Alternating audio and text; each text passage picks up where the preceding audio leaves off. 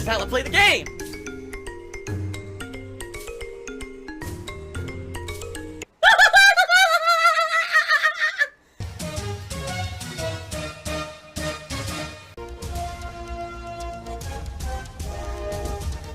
Oh my god! What the fuck? Holy shit! That is an epic fucking intro, dude. And I have to warn everyone. Warning. What you may see right now is going to be absolutely disgusting.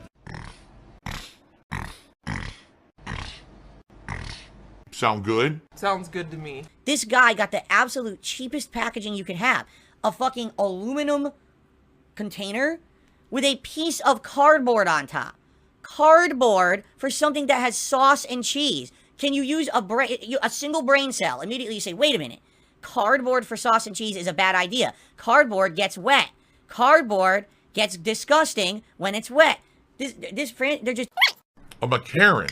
Okay? So, I'm not kidding you. It's sitting on our front doorstep, and you can see in the bag, the entire bottom of the bag is sauce. There's about this much sauce in the bottom of the bag that's seeped through both packages that are stacked on top of each other, squishing each other down, sauce squirting everywhere. What the fuck? So I pick up the bag, and the bag is dripping on my front doorstep Mexican sauce. So basically, I run it to my sink in my kitchen. Alright? It's going everywhere. I open it. Of course, the food is fucking destroyed. You open it, the enchilada is like flattened. All the ingredients are all over the fucking place. It's destroyed. I had 2 enchiladas. Mine were completely crushed to one side of the container. Everything smashed and destroyed. Now you might say, well, maybe it's the person who delivered it. I mean, maybe. But the thing is, the other place has it in proper containers. They put it in an airtight plastic container. It's not going to go anywhere. It's not going to seep. It's not going to leak. It's not going to, you know what I mean? By the way, so it's the same exact chain. No chips, no salsa. I checked off, give us utensils. No utensils, nothing. So basically, one chain you go to, one franchise, you get amazing packaging. You get free chips and salsa. You get everything you want, all nice, perfect. You go to the other one, your food's fucking destroyed, and they don't even give you the things you're supposed to get with it. What kind of a fucking experience is this? Again. And people are like, oh, it feels like a Karen, right? And the thing is, on these apps, they don't give you the choice. It's not like if I was ordering on the app and it said, oh, by the way, you're not ordering from your usual location. It's going to come from this one instead. I'd be like, well, you know, don't do it then. Cancel the order. So, basically, we tried to eat some of it. It was disgusting. Even you could tell like my beans, I had black beans. They were bland as shit. Have you ever eaten black beans that were bland? I've never had Mexican black beans with no flavor. They had no seasoning on them whatsoever, right? So it's obvious this chain doesn't give a fuck. This owner, whoever owns this particular one, a skinflint, a cheapskate. Don't give the customer anything. Smash the food. Who gives a fuck, right? So, of course, we complain. We were able to get some credit for the food. It sucked because, you know, we did lose some money on it. And it's like, what are you going to do? We argued that this is basically inedible food. It's not fair because we didn't choose to get it from that particular one. So, basically, we got the case referred to a manager. And the manager was like, all right, we'll give you this much. I was like, all right, it's better than nothing. Karen Burnell. So, I did get some credit towards my next order or whatever. All right. So, anyway, the food, I'll be honest, the food sucked. You know, it's our one day a week where we don't cook, where we get to order out food, and the food sucks ass. And it really is a bad experience when that happens. Like, damn, you know, it's a freaking one day a week. Get to not cook, and this is what we have to fucking eat today. It's gross. What? An anonymous tipper says Google says your net worth is $1 to $5 million. Is that personal wealth, or is that including Burnell Enterprises as well? What? If you were to total up, let's say everything I own, and let's say I owned it all outright, which I don't. Let's assume I owned this house, I owned my car, I owned everything in the house, I wasn't making payments. Let's assume that I own everything. Okay? It's not worth $1 million. Not even close. I don't even think it's worth $500,000. Okay? Not even close. The most valuable asset is my house, but I still have a mortgage on the house that I owe 22 years of payments on. So no, I don't, you know, that's nonsense. That's ridiculous. Now, if you're talking about, like, potential value of the business, I mean, here's the thing. How do you value a YouTube business? Sounds like Google doesn't know what the hell they're talking about. That's ridiculous. If I was worth that much, that'd be great. I'm sure I'd be in a much better position. But like most things, they don't know what they're talking about. I 1,000,000% agree. By the way, my wife agrees with me. Wings agrees with me. Now, here's the thing. I don't know if we're going to hit $100 in tips. I'm not going to be talking about, I'm going to be answering questions. I'm not going to be talking about it constantly or anything today.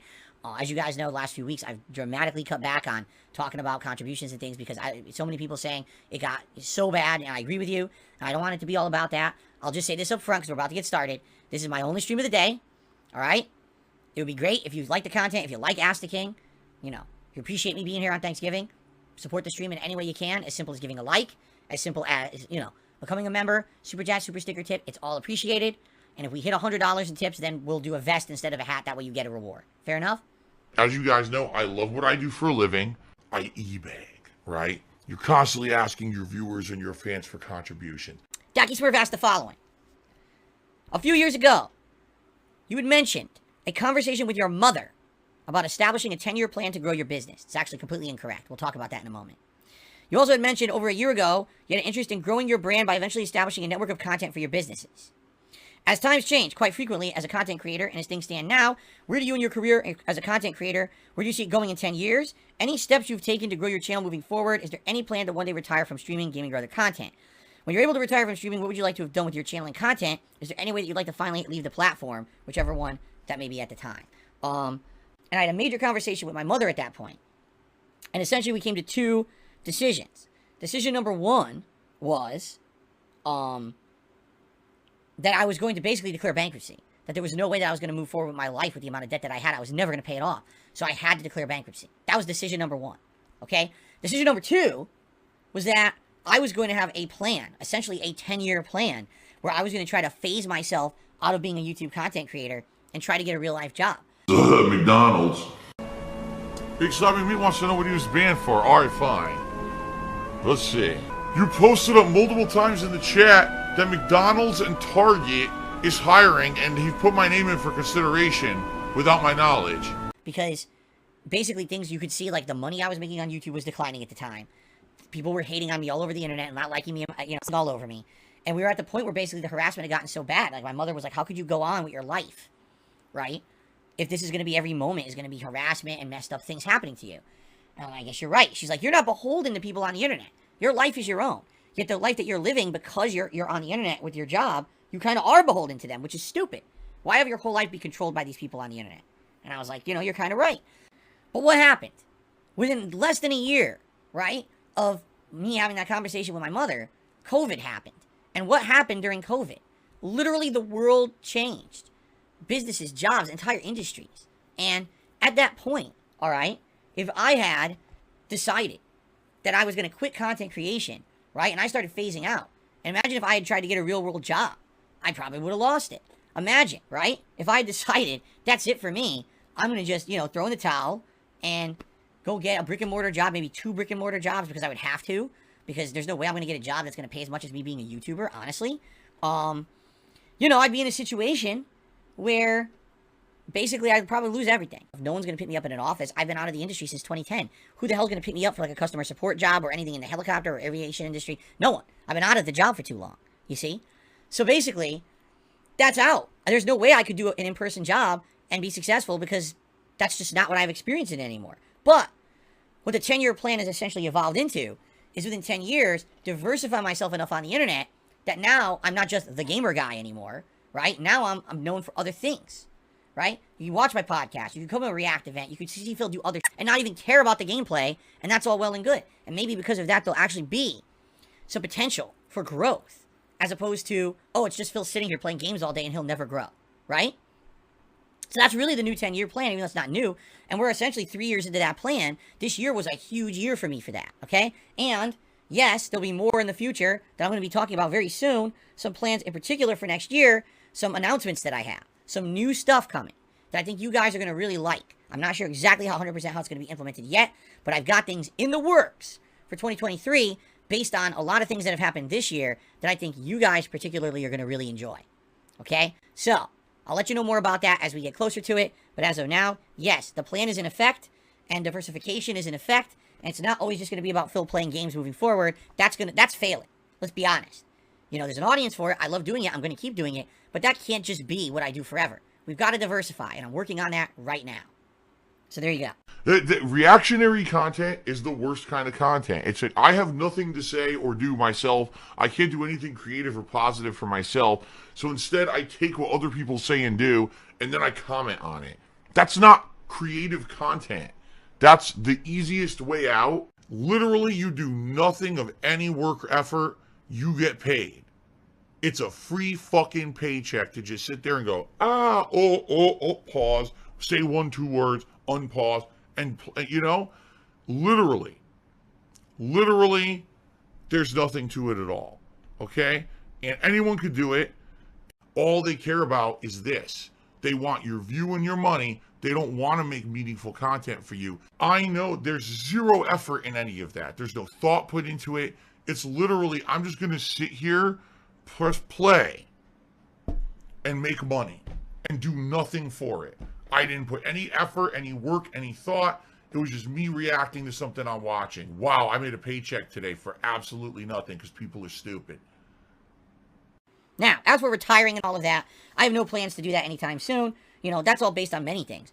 Will my interest ever wane in making content and interacting with you guys on the internet? Will my health or age ever have a reason that limits me from doing it? I don't know. We may see that happen. We may not, right? But for me, it's not really concerned at 40 years old. I got many, many more years of doing this in me, I feel. Okay? Oh my god, he's drinking gin. Yes. Hold on. We've got a very generous $30 tip from 1 Minute Man today. False. Fuck that, Phil. You are a dirty, rotten liar. 1 Minute Man has upped the ante. Thank you so much, 1 Minute Man, for the extra generous tip today on Thanksgiving. For me to set up any opportunity to play with any viewer would literally just be recreating the troll element again. And that just gives them the opportunity to try to pick up where they left off all those years ago. So that's really the reason why I don't do fan lobbies, viewer events anymore. It used to be a staple thing I used to do until the trolls ruined it. I had no problem every Christmas time doing an entire week of just fan multiplayer. I thought it was something fun to do. You know what? Did those videos ever get giant views on YouTube? Did I make giant bank making that? No, I did not. In fact, that was basically kind of a week of sacrifice for the viewers, saying, I don't really care about making money this week. I just want to do stuff and give back to the viewers. Let's do multiplayer all week, you know? But it became not viable anymore because of the trolling. Thanks for the money, dummies. Because that's exactly what you fucking are. A bunch of fucking empty-headed idiots who paid me money to get absolutely nothing out of it. Thanks. Wow. And nothing has really changed, sadly. You know, it's just kind of the same. I know if I set up any multiplayer with viewers, they would just be taken advantage of again by these. So that's why I don't do it. You know, maybe in the future, there would be a situation like with Street Fighter 6. Maybe eventually we could set up like a lobby where we have viewers and fans try to join and fight me or whatever.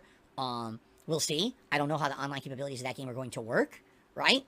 But, you know, we'll see. But for now, no, I don't have any immediate plans to recreate the whole situation where these people can come back to my community and harass my community members, harass me. It just doesn't make sense. Why recreate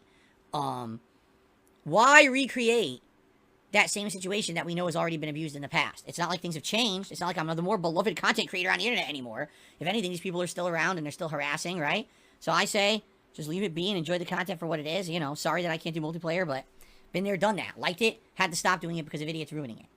Oh my god, he's drinking gin. Gin is great. Alright guys, until next time, thank you so very much for watching Ask the King. I'll see you next year for the next episode. Peace out, everyone. Until then, there's still this back here. And it's still in the back of my neck, the back of my head, the back of my mind, and it's always telling me it's WWE Champions time. I love it. I love it. Is a mobile game addict. Phil has indoctrinated children who send him money, blatantly milking for money. It's a money pit. It's gone, just gone like that. In an instant, fucking gone. I just care about money. I just can't help it. I eBay. Contributions are mandatory, but I need your help. I am appealing directly to you. No decency, no respect, no common sense, no fucking maturity. Is the guy who just doesn't get reality.